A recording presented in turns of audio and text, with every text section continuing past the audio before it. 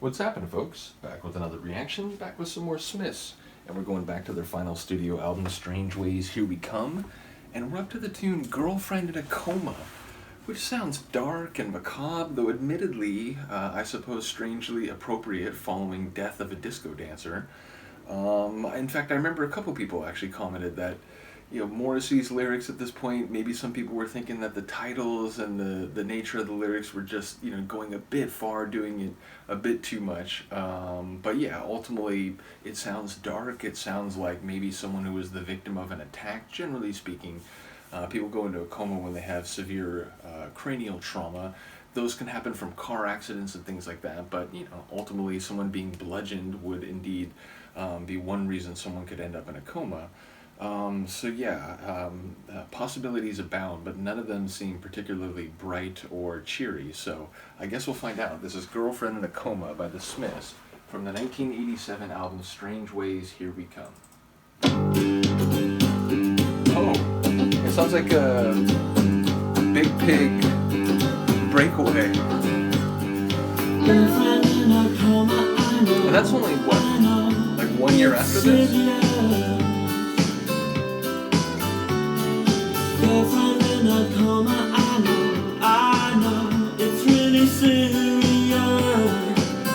I mean, there were times when I could have murdered her,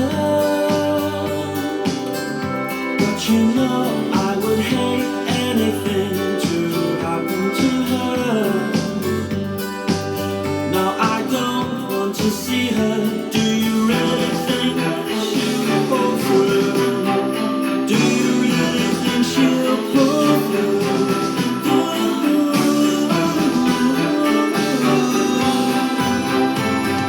Girlfriend in a coma, the sonics in that part were insane. They were amazing. This feels more Wheelhouse Smiths. That felt like dramatic, symphonic. there were times when I could have strangled her,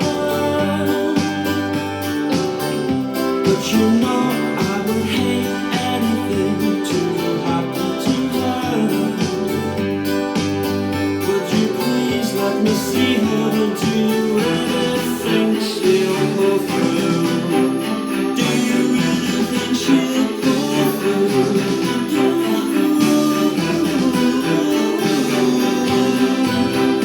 Let me whisper my last goodbyes. I know it's serious.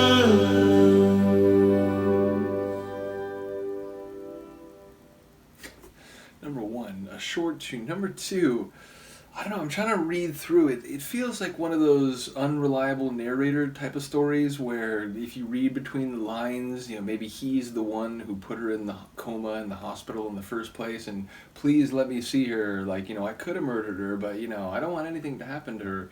Like, it feels like there's a, more than, like, superficial, more than what is on the surface, sentiment going on. But ultimately, again, it feels like the line, like, I know it's serious.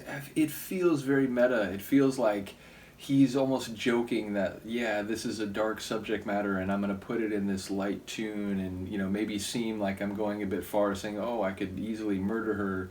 But yeah, it feels like he's almost talking to critics, people and the band, or of the band and his lyrics specifically. But either way, yeah, it has that.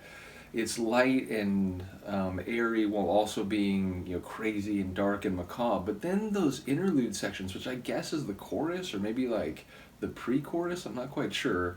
But that was crazy because that felt beyond their, the sound that they established in the first couple albums. That feels more like the last couple albums where there's some synth elements coming in, there's some orchestral sounds coming in, and that part felt very grand and theatrical and symphonic, so I enjoyed those moments in particular.